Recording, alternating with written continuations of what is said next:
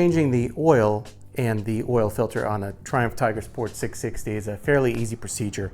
I'm gonna quickly show you where all the points are so you know, and then kind of walk you through the entire procedure. And the entire thing shouldn't take you more than 15-20 minutes. And the next time it'll probably be faster. Before we go any further, this is the oil that you need. It does not have to be Motul. You also need an oil filter. I got this one from eBay. See, there it is. They're fairly inexpensive. Otherwise, oil and filter, and that's all you need. Obviously, you need some tools. Hopefully you have tools. If you don't have tools, get tools. Right side is where you fill the oil. It helps when you're draining the oil to take this off to release the pressure. This right here is the dipstick where you check the oil level. This is where the oil filter sits, and this right here is the drain plug right here, and you need one of these to remove.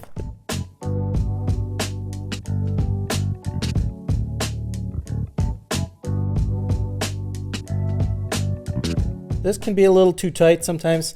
Hand tightening is what I've read everywhere, but the torque numbers are in the actual manual. So if you really want to, you can take a look at that.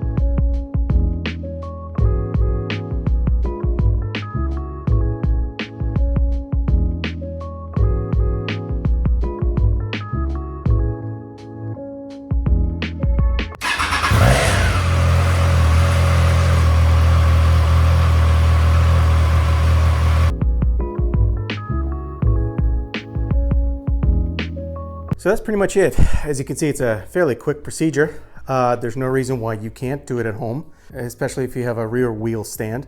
Lifts up the motorcycle and allows you to put the oil drain pan underneath it to collect all the oil. In the meantime, take a look at some of these other videos that I have on the channel, especially about this bike. Until next time, guys, ride safe.